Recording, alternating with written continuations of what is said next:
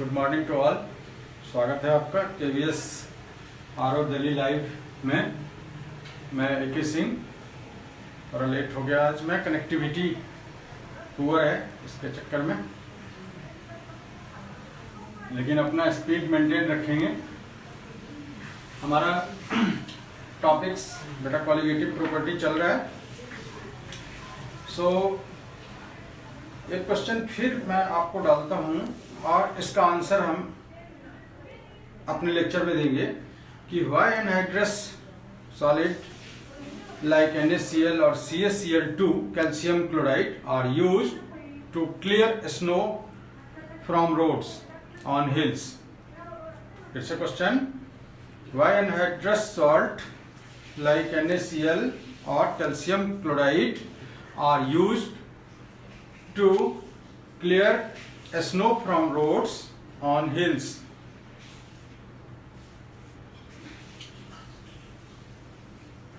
In previous lecture we have started colligative properties, लेकिन last का जो 2-3 मिनट था फिर पुअर कनेक्टिविटी के कारण मैं पूरा नहीं कर पाया था। बच्चे एक चीज और देखिएगा कि आपके डिस्क्रिप्शन बॉक्स जो मेरा है उसमें एक लिंक है, वो लिंक आपको ओपन करना है और उसमें असाइनमेंट का क्वेश्चंस हैं। इस असाइनमेंट का क्वेश्चंस आप करेंगे और करके अपने संबंधित टीचर्स से चेक करवाएंगे, उनको फिर से भेजेंगे आप और उनके टच में बने रहेंगे और उस क्वेश्चन को करेंगे। तो डेली इस तरह से आप उस लिंक को ओपन करेंगे और आपको असाइनमेंट का क्वेश्चन मिलेगा जो इस टॉपिक पर बेस्ड होगा। तो आज भी है तो प्लीज इसको ओपन कर लीजिएगा। So what are colligative properties? Colligative properties are those which depends upon the number of moles of solid particle but do not depend upon the nature of solid particle. Means सिर्फ number of moles पे depend कर रहा है और इसके nature पे depend नहीं कर रहा है कि यूरिया लिया है कि ग्लूकोज है या सुक्रोज है। तो हम लोगों ने कल फिनिश किया था relative lowering of vapour pressure और एलिवेशन इन बॉइलिंग पॉइंट। तो ये टोटल कॉलिगेटिव प्रॉपर्टी 4 हैं: elevation in boiling point, depression in freezing point, osmotic pressure and relative lowering of vapour pressure. तो हमने 2 कर लिया है, 2 हमें और करना है।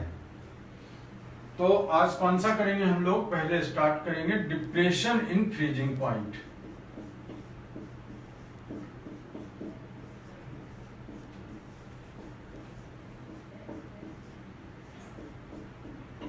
Depression in freezing point.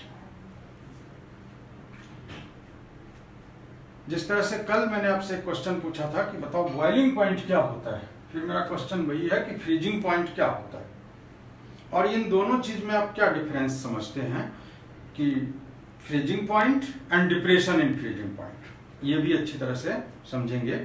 तो आप देखो कि जहां पर लिक्विड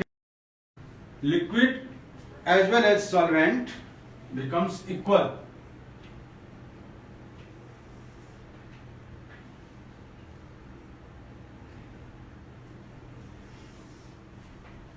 ये आपका है liquid solvent. Liquid as well as frozen solid solvent becomes equal. That point, that temperature at a given pressure is called freezing point. इसी को हम बोलते हैं बेटा फ्रीजिंग पॉइंट। फ्रीजिंग पॉइंट किसका? सॉल्वेंट का। So what is the causes of depression? Depression हुआ क्यों? फिर वही चीज है, लोअरिंग ऑफ वेपर प्रेशर। जैसे ही आपने नॉन वोलेटाइल सॉल्यूट डाला, वेपर प्रेशर क्या हो गया? लोअर्ड हो गया। तो जब वेपर प्रेशर लोअर हो जाएगा तो आप देखेंगे कि सॉल्यूशन का वेपर प्रेशर तो ऐसे आ रहा, ऐसे आ रहा। तो ये यहां तो नहीं फ्रीज किया, ये कहां पर जाके फ्रीज कर रहा है? ये यहां पे फ्रीज कर रहा है। अब यहां पर फ्रीज कर रहे हैं, तो ये हमारा T1 है, ये पॉइंट को बोलेंगे हम freezing point of solution, freezing point of solution. So this is freezing point of solvent and this is freezing point of solution। तो आपको क्या ये मैग्नीट्यूड दोनों में डिफरेंस देखिएगा, एलिवेशन इन बॉइलिंग पॉइंट और डिप्रेशन इन फ्रीजिंग पॉइंट। जैसे कोई क्वेश्चन आपको पूछता है कि when a non volatile solute is added to a solvent the boiling points get increased but freezing point get decrease. तो रीजन क्या हो रहा था कि देखते थे कि इनका वेपर प्रेशर कम होने के कारण बॉइलिंग पॉइंट तो बढ़ जाता था, लेकिन यहां पर वेपर प्रेशर कम होने के कारण फ्रीजिंग पॉइंट क्या हुआ है, कम हो गया। तो अब आपका डिफरेंस क्या ले रहे हो, freezing point of solvent minus freezing point of solvent solution. तो ये देखिए डेल्टा टी। तो अब फिर से उस क्वेश्चन को देखते हैं, क्या बोला था, मैंने पूछा था आपको कि what is difference between freezing point and depression in freezing point. Freezing point और डिप्रेशन इन फ्रीजिंग पॉइंट में क्या डिफरेंस है। तो आप क्या बोल रहे थे कि freezing point is the temperature at which the vapour pressure of liquid as well as frozen solvent becomes equal. But what is depression in freezing point, is the just difference between freezing point of solvent minus freezing point of solution. So again, similar to that of elevation in boiling point, the experiments has shows that delta TF is directly proportional to molality. And what is molality? Molality is the number of moles of solute dissolved per kilogram of solvent. So again, it is number of moles of solute. So does not depends upon nature. Nature पे depend नहीं हो रहा है। तो जब nature पे depend नहीं हो रहा है तो हम इसको क्या बोलेंगे, colligative property, because colligative properties are those which depends on only number of moles of solute. So delta TF is equal to KF into M. This KF is proportionality constant called freezing point depression constant, molar depression constant और cryoscopic constant. ये सारे इसके नाम हैं और आप इसको define कर सकते हो कैसे बेटा, कि delta TF is equal to KF कब, when molality of the solution is unity. So यदि हम 1 मोल सॉल्यूट रखते हैं 1 किलोग्राम सॉल्वेंट में, तो जितना डिप्रेशन आया तो वही हमारा केएफ होगा। सो केएफ एंड केवी जो हम देख रहे हैं which are constant and depends for the nature of the solvent. तो ये हमारा नेचर ऑफ सॉल्वेंट पे डिपेंड करता है।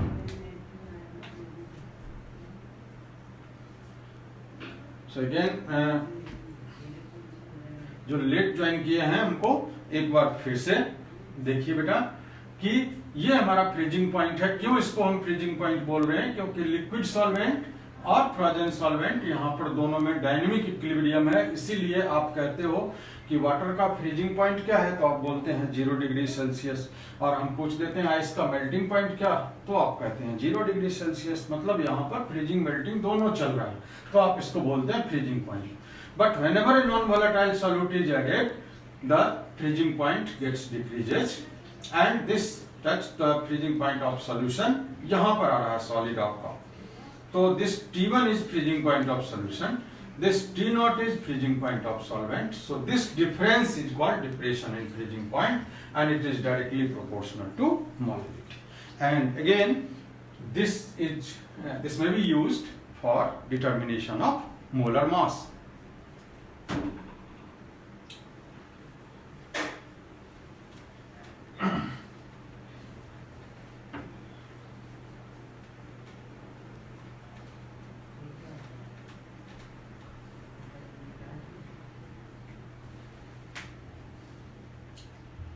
So delta TF is equal to KF into M. M के बदले हम लोग लिख रहे हैं given mass of solute WB और किलोग्राम में बदलने के लिए 1000 और इसका मोलर मास और by weight of solvent in gram.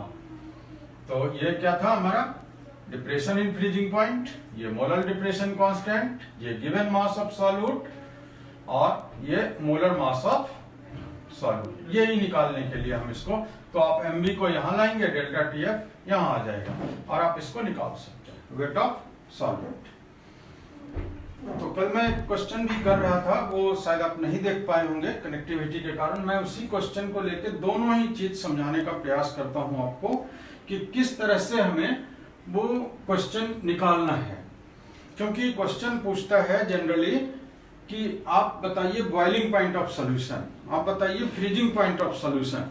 तो जो जनरल ऑब्जर्वेशन है हमारा, बच्चे यहां तक निकाल के और इसको छोड़ देते हैं और सोचते हैं कि आंसर कंप्लीट हो गया। नहीं, यदि हमको फ्रीजिंग पॉइंट ऑफ सॉल्यूशन निकालना है बेटा, तो जो हमारा फ्रीजिंग पॉइंट सॉल्वेंट का है उसमें से इसको माइनस करना पड़ेगा। सिमिलरली जब हम बॉइलिंग पॉइंट ऑफ सॉल्यूशन निकालेंगे तो आप इसको याद रखिए कि जो आपका डेल्टा टीवी आया है उसमें बॉइलिंग पॉइंट ऑफ सॉल्वेंट में वो एडिशन है, तब आपका होगा। और न्यूमेरिकल्स निकालने में भी यदि आपको 2 पॉइंट दिया हुआ है कि ये फ्रीजिंग पॉइंट ऑफ सॉल्यूशन है और ये फ्रीजिंग पॉइंट ऑफ सॉल्वेंट है, तो आप सॉल्वेंट माइनस सॉल्यूशन करके डेल्टा टीएफ निकालेंगे। आप किसी एक वैल्यू को रख के, वहां भी वो गलती मैं देखता हूं, ये ऑब्जर्व करता हूं अपने एक्सपीरियंस से कि बच्चे यहां भी ये गलती कर देते हैं। हमें ना फ्रीजिंग पॉइंट सॉल्यूशन यहां पुट करना है, ना हमें फ्रीजिंग पॉइंट सॉल्वेंट, हमें डिफरेंस पुट करना है। So always remember, keep in mind.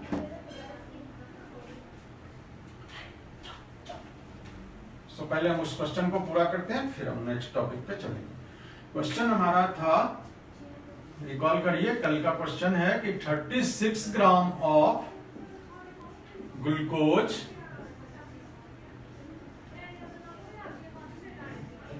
is dissolved in 500 gram of water, calculate। तो कल तो हम लोग वहीं तक थे, बॉइलिंग पॉइंट, लेकिन आज हम लोग फ्रीजिंग पॉइंट भी निकालना सीख रहे हैं, तो इसलिए हम क्वेश्चन को एक्सटेंड कर रहे हैं। Calculate the boiling point and freezing point of solution. ये 2 वैल्यू दिया हुआ है आपको, KF 1.86 केल्विन किलोग्राम पर मोल, ये वाटर का है, और KB 0.52 केल्विन किलोग्राम पर मोल। तो इस तरह से आप देखिए बेटा कि ये दोनों चीज दिया हुआ है, तो हम क्या करेंगे, अपना फार्मूला लिखते हैं पहले कि delta TB is equal to KB. KB कितना है 0.52 और कितना ग्राम हमारा गिवन मास है 36 into 1000 by molar mass glucose का 180 into 500 to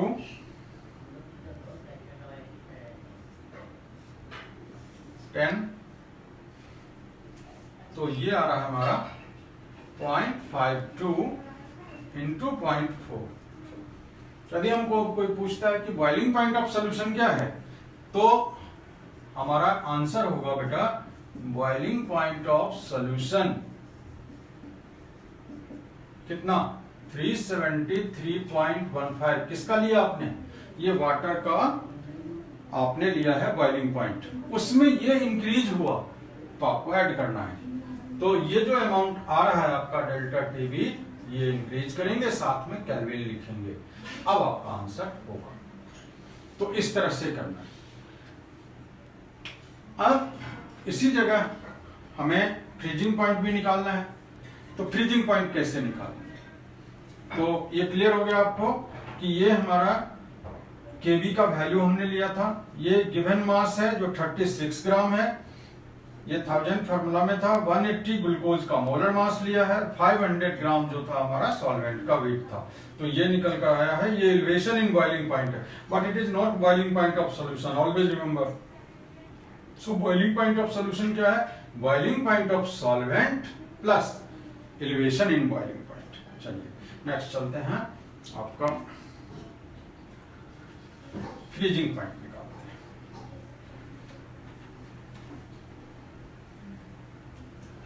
so freezing point का फॉर्मूला क्या था हमारा कि delta TF is equal to KF। So इसका वैल्यू ही डाल लेते हैं। KF 1.86, WB तो फिक्स है, वही लिया हमने। ग्लूकोज का मोलर मास 180 500।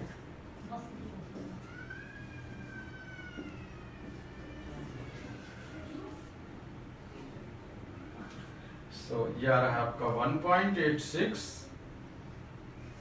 इंटू 0.4। अब यदि हम फ्रीजिंग पॉइंट ऑफ सॉल्यूशन की बात करें, अब आप उल्टा काम करेंगे। क्या करेंगे? फ्रीजिंग पॉइंट ऑफ सॉल्वेंट में से इसको माइनस करेंगे। तो freezing point of solvent water का कितना होता है? 273.15।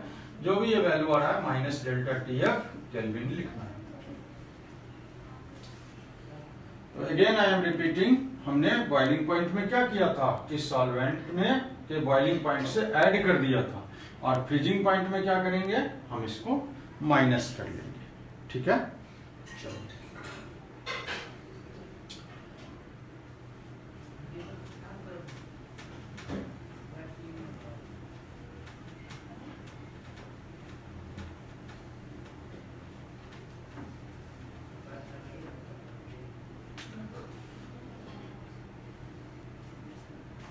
Value of KF and KB को आप निकाल सकते हैं, और इसको निकालने के लिए, क्योंकि ये नेचर ऑफ सॉल्वेंट पर डिपेंड करता है, तो जब आप KB निकालेंगे तो ये होगा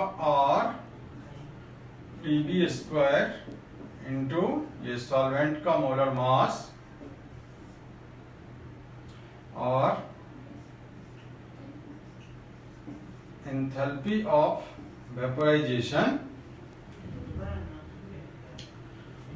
और इंटू 1000। यदि इसी को हम KF निकालना चाहते हैं तब क्या होगा? R into TF² molar mass of solvent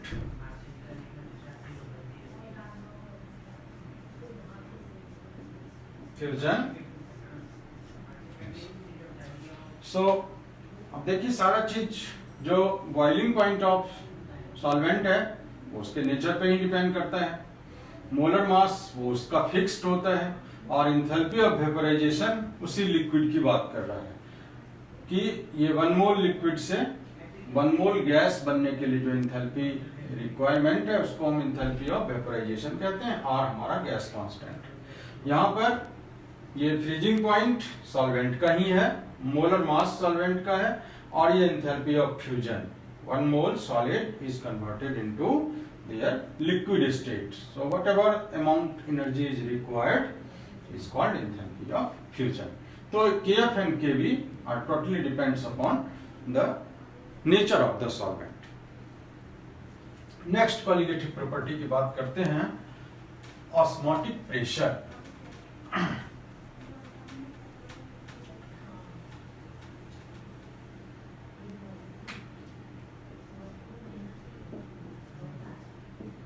osmotic pressure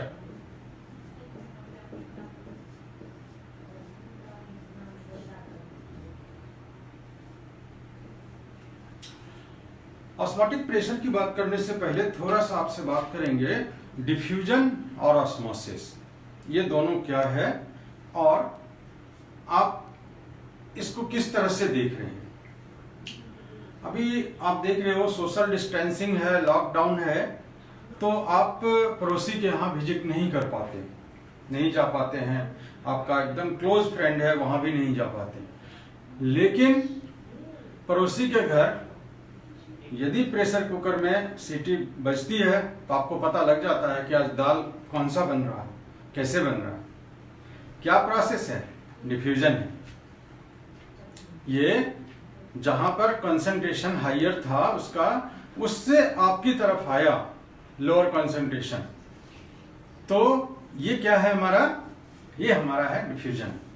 दूसरा एग्जांपल मैं देता हूं, हम लोग सभी भगवान को, खुदा को, जीसस क्राइस्ट को सब मानते हैं, और जब धूप बत्ती की बात होती है तो उनसे कभी भी हमने ये नहीं पूछा कि आपको किस ब्रांड का पसंद है, कौन सा ब्रांड आपको चाहिए। हम हर हमेशा अपने मनमानी करते हैं, जो ब्रांड मुझे पसंद होता है वो ब्रांड हम ले आते हैं। क्यों? क्योंकि हम एकदम समझदार हैं कि भगवान के पास जलाएंगे तो सही, लेकिन आना तो मेरे पास है, तो हम अपने पसंद का ही ले आते हैं, क्योंकि सेंटर वो है, वहां से हमें जो खुशबू है वो आएगी और पूरे घर में फैलेगी, तो हम अपने पसंद का ले आते हैं। वो डिफ्यूजन है। तो आपने क्या देखा, डिफ्यूजन प्रोसेस में क्या हो रहा है कि कोई एक मेम्ब्रेन किसी भी चीज की रिक्वायरमेंट नहीं है और वो अपने आप मिक्स हो जाता है। और कहां से कहां मूवमेंट होता है, higher to lower. But you know the osmosis is the phenomena in which a solution is whenever separated from the solvent with the help of a semi-permeable membrane, SPM, semi-permeable membrane। ये membrane क्या होता है, एक selective membrane है कि जो solvent, जो छोटा पार्टिकल साइज है उनको तो अलाउ करता है, लेकिन जो बड़े पार्टिकल है उनको रोक लेता है। फॉर एग्जाम्पल, जैसे देखो आप अपने घरों में मॉस्किटो नेट वाली जो लगाते हैं जाल, तो खिड़की में आप सोचते हो कि नहीं हवा तो आ जाए हमारे पास, लेकिन ये मक्खी और मच्छर नहीं आने चाहिए, तो आप बड़ी चालाकी से उसमें क्या लगा देते हैं, या रात में मॉस्किटो नेट यूज करते हैं। क्यों?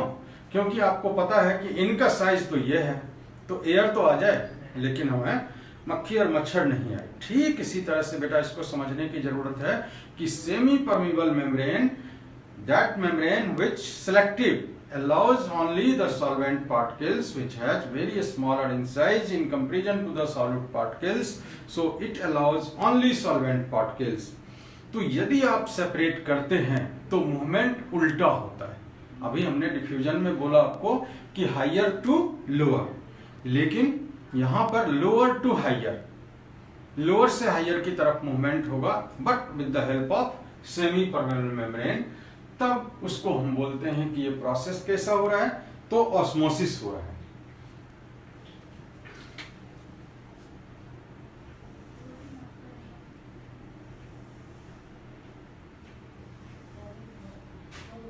ये थिसल फेनल लैब में होता है बेटा, इसको ऐसे करके पलट करके, और इसमें क्या किया कि SPM लगा दिया, सेमी परमेबल मेम्ब्रेन, और इसमें शुगर सिरप डाल दें, कंसंट्रेटेड शुगर सिरप, कोई भी डाल सकते हैं, दूसरा भी। ये शुगर सिरप, शुगर सिरप, यहां पर अपने पानी डाला है, solvent.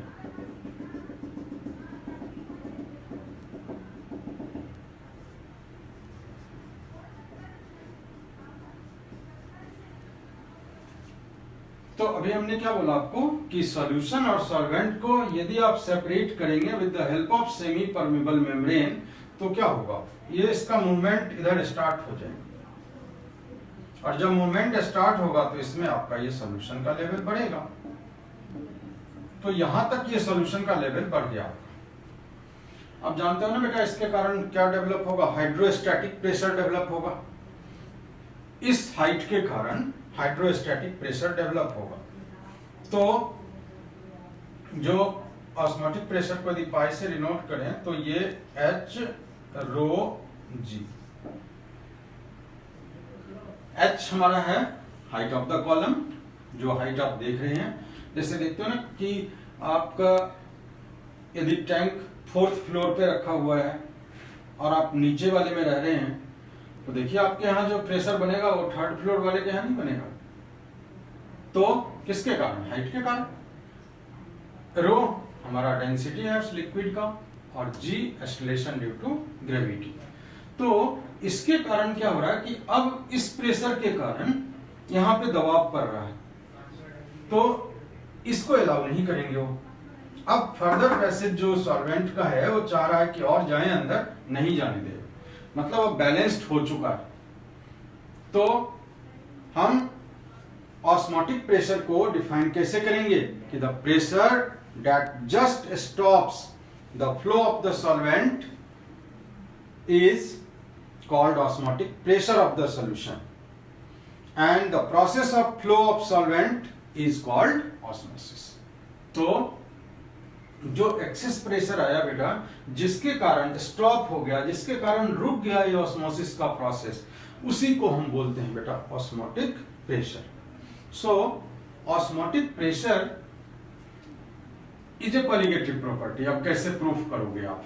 So this pi denoted for osmotic pressure is directly proportional to C at given temperature T. C यहाँ पर concentration है, तो यदि इसके बदले concentration के बदले आप लिखते हो मोलरिटी में, क्या लिखते हैं आप? NB/V. तो यदि proportionality constant ले लें तो इक्वेशन क्या बन रहा? pi is equal to CRT. C यहाँ पर है बेटा number of moles. Number of moles. तो देखो again it depends upon the number of moles of solute. Number of moles of solute, but do not depend upon nature of the solute. तो जब nature पे depend नहीं कर रहा है तब आप इसको क्या बोलेंगे कि ये कॉलिगेटिव प्रॉपर्टी है. तो colligative properties are those which depends upon the number of moles of solute but do not depend upon the nature of the solute particles. Nature पे डिपेंड नहीं करता. तो यहां पर आपका फिर लेंगे आप given mass by molar mass, और यहां पर गैस कांस्टेंट है, जो वैल्यू लेंगे आप बार में लेंगे तो 0.083 बार लेंगे, एटमॉस्फेयर में लेंगे तो 0.0821 लीटर एटमॉस्फेयर पर केल्विन पर मोल गिवन रहेगा. यहां पर गलती क्या होती है बेटा, मैं ये पॉइंट आउट करता हूं, ऑलवेज टेम्परेचर डिग्री सेल्सियस में दिया रहेगा, तो you have to convert it into Kelvin to similarity करने के लिए, क्योंकि इसमें तो आपका क्या मैंने बोला कि ये है 0.0821 लीटर एटमॉस्फेयर पर केल्विन पर. तो केल्विन है तो केल्विन करना पड़ेगा, तभी केल्विन से केल्विन ये कट जाएगा. या बार में भी है तब भी केल्विन में रहेगा, तो इसलिए इसका ध्यान रखना है. यहाँ पे गलती हो जाती है कि हम 25 डिग्री सेल्सियस दिया हुआ है, 25 ही पुट कर देते हैं. अब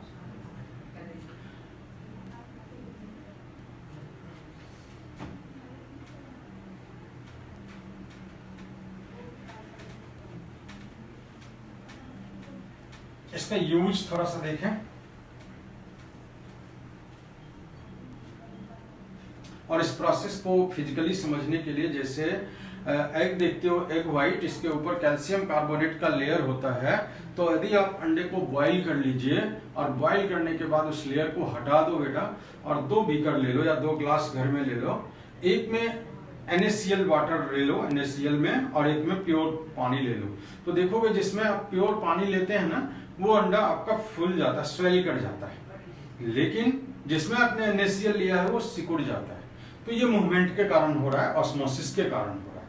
दूसरा जो आप देखते हैं, जैसे सब्जी वाले वगैरह जब शाम में 4-5 बजे दुकान लगाना शुरू करते हैं तो पानी डालना शुरू कर देते हैं, और जब आप 7 बजे तक 8 बजे तक उनके पास पहुंचते हैं तो पूरा एकदम फ्रेश वेजिटेबल्स लगता है कि वो अभी अभी लाए हैं. तो ड्यू टू ऑस्मोसिस ये ऐसा हो रहा है. अपने बॉडी में जो अपना प्लाज्मा है, जो 0.9% जो आरबीसी है वो NaCl बाय वॉल्यूम से आइसोटोनिक होता है. आइसोटोनिक वर्ड क्या होता है कि the solutions having the same osmotic pressure are called isotonic solution. So isotonic solutions are very safe for intravenous injection. आप जानते हो कि जो इंजेक्शंस होता है वो अभी आप chemistry in everyday life chapter जब लास्ट में पढ़ेंगे तो आपको पता लगेगा, बहुत तरह के मेडिसिन होते हैं, जैसे ट्रांकुलाइजर्स है, कोई एनाल्जेसिक्स हैं, कोई एंटीबायोटिक्स हैं, लेकिन ये सब जब सॉल्यूशंस के फॉर्म में बनता है तो जो केमिस्ट है, जो इंडस्ट्री जो मेडिसिन बनाती है, वो इस चीज का ध्यान पहला रखती है कि वो सॉल्यूशन जो हम बना रहे हैं वो आइसोटोनिक होना चाहिए. मतलब जब भी उसके कंपोजिशन पे जाएंगे आप तो वहां पर वो चीज मिलेगा लिखा हुआ। कि क्यों? क्योंकि वो यदि हाइपरटोनिक हुआ और हाइपोटोनिक हुआ, मतलब लेस हुआ और ज्यादा हुआ, तो ऑस्मोसिस होगा, और ऑस्मोसिस होगा तो आपका ब्लड वेसल या तो श्रिंक कर जाएगा या स्वेल कर जाएगा। तो आपका बैरियर पॉइंट क्या है? 0.9% NaCl मास बाय वॉल्यूम। ये अपने आरबीसी से आइसोटोनिक होता है। तो यदि इससे कम का, जैसे यदि कोई कहता है कि डिहाइड्रेशन हुआ है किसी पेशेंट को और उसको वाटर फॉर इंजेक्शन जो डाल रहे हैं वो 5% डेक्सट्रोज डाल रहे हैं, तो क्या वो आइसोटोनिक है? नहीं आइसोटोनिक होगा तो पूरा ब्लड वेसल्स उनका स्वेल हो जाएगा और ब्रस्ट कर सकता है। और जब हाइपरटोनिक कोई डाल देंगे तो चिपटी हो जाएगी, श्रिंक हो जाएगी। तो इस चीज को हमें ध्यान में रखना है। तो आइसोटोनिक का क्या मतलब है, इस पे एक न्यूमेरिकल्स भी हम करते हैं। आइसोटोनिक का मतलब कि दो जो सॉल्यूशंस है उनका ऑस्मोटिक प्रेशर सेम है। तो एक क्वेश्चन हम लोग ले रहे हैं कि 5% aqueous solution of sucrose is isotonic with 0.877% aqueous solution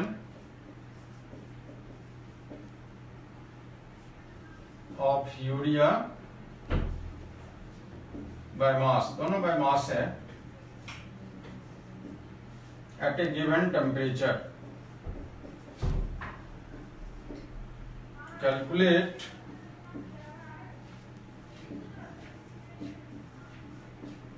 the molar mass of urea. Calculate the molar mass of urea. तो इसमें आप देख रहे हो कि ये सॉल्यूशन और ये सॉल्यूशन आइसोटोनिक है।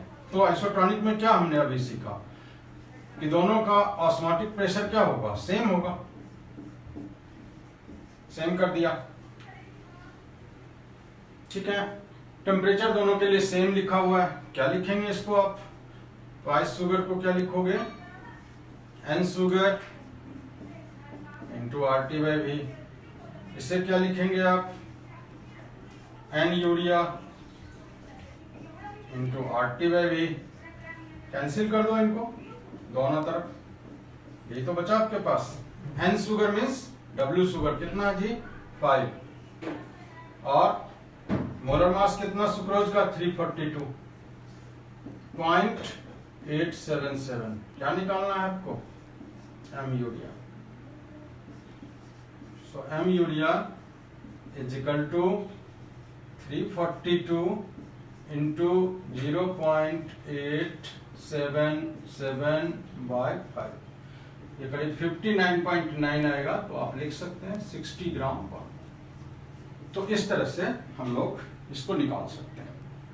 तो ये डाटा भी आपको काम कर सकता है। इस तरह से सीधा एक सिंपल अपने जो कॉन्सेप्ट था बिठाया कि two solutions having same osmotic pressures are called isotonic. तो ये भी हमारा आइसोटोनिक था और इस तरह से हमने निकाल दिया।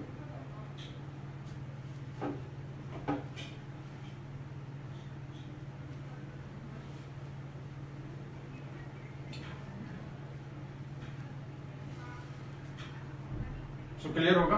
नेक्स्ट चलते हैं।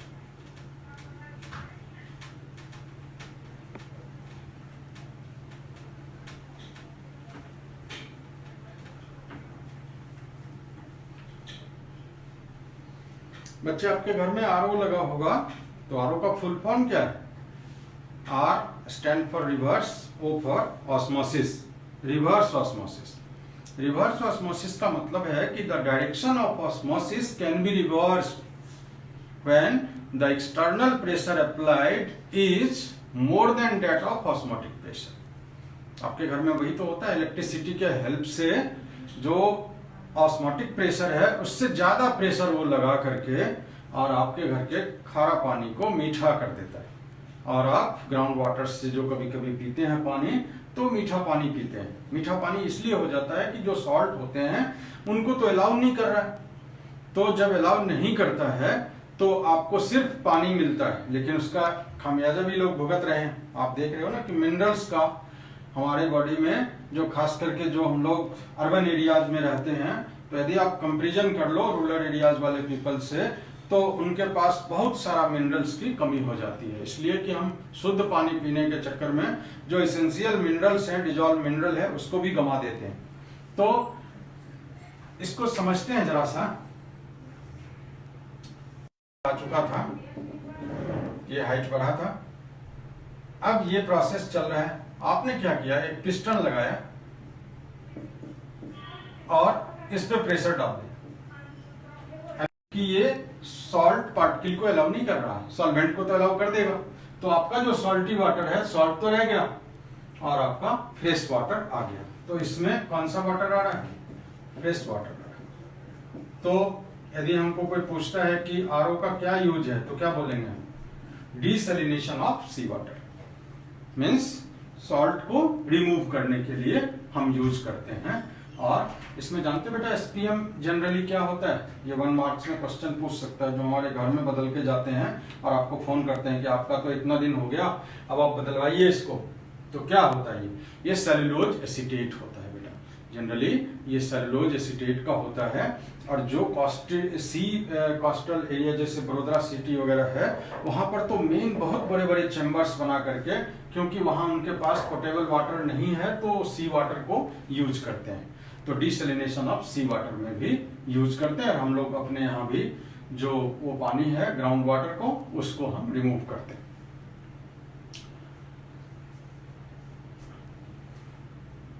यहां पर एक क्वेश्चन आता है बेटा कि why osmotic pressure method is chosen better way to calculate the molar mass of the solute. क्यों इसको प्रेफरेंस करते हैं? तो 3-4 पॉइंट्स है, उस पर गौर करने की बात है। एक दूसरा बेटा कि जब भी आप ये कैलकुलेट करोगे डेल्टा टीबी, डेल्टा टीएफ, इनका मैग्नीट्यूड बहुत बहुत कम आता है, बहुत कम आएगा।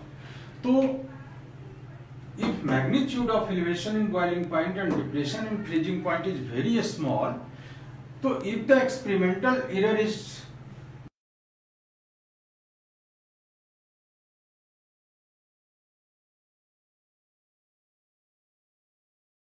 मैग्नेटिक टेम्परेचर पर होने के कारण बेटा क्या होगा कि जो भी मैक्रोमोलिक्यूल्स है, जैसे प्रोटीन वगैरह की बात करते हैं, वो आप पढ़ेंगे बायोमोलिक्यूल्स के चैप्टर में, कि जैसे आप उसका फिजिकल चेंज मतलब टेम्परेचर बढ़ाएंगे या बहुत ज्यादा कम करेंगे तो डिनेच्योर्ड हो जाता है। मतलब जो प्रोटीन का स्ट्रक्चर होता है क्वाटरनरी लेवल तक का होता है बेटा, तो उसमें सेकेंडरी और टर्सरी डिस्ट्रॉयड हो जाता है, लेकिन प्राइमरी स्ट्रक्चर बचता है। तो उसके कारण हमारा जो चीज हम निकालने चले थे, तो हमारा सैंपल ही डिस्ट्रॉय हो गया। तो एक ये, और तीसरा कह सकते हैं आप कि इसी जगह एक मोलरिटी यूज होता है और हर जगह हम मोलरिटी यूज करते हैं। तो कल हम लोग एक बहुत स्पेशल टॉपिक्स पढ़ेंगे, एब्नॉर्मल मोलर मास। बेटे मतलब हर कॉलिगेटिव प्रॉपर्टी में, ये पिछले हमें 10 ईयर का एक्सपीरियंस है, हमारे सारे टीचर का एक्सपीरियंस है कि बच्चे यहीं पे गलती कर देते हैं और हम लोग जो चेकिंग में पहुंचते हैं, बहुत अफसोस होता है कि बच्चों ने पूरा लिखा है, लेकिन एक बॉन्ड ऑफ फैक्टर के कारण सारा मार्क्स हम लोगों को एज पर सीबीएसई इंस्ट्रक्शन काटना पड़ता है। तो कल इस लेक्चर को बहुत ध्यान से सुनेंगे आप और देखेंगे कि क्यों हमारा ये क्या है कि ये मार्क्स ही पूरा कट जाता है, जबकि हम पूरा सही सही लिखते हैं। तो मैं अपने लेसन को कंक्लूड करते हुए मैं आपको बताता हूं कि हमने जो कॉलिगेटिव प्रॉपर्टीज फिनिश किया है आज, तो कॉलिगेटिव प्रॉपर्टी क्या है, यदि मैं आपसे पूछूं तो क्या बोलेंगे कि those properties which depends upon the number of moles of solute but do not depend upon nature of solute. These are 4: relative lowering of vapor pressure, elevation in boiling point, depression in freezing point and osmotic pressure. तो मैंने वो सारे techniques आपको बताई कि जहाँ जहाँ पर हम गलतियाँ करते हैं उसको जरा सा नोट कर लेंगे आप, क्योंकि ये बहुत दिन हो जाएगा तब तक। तो यदि आपका नोट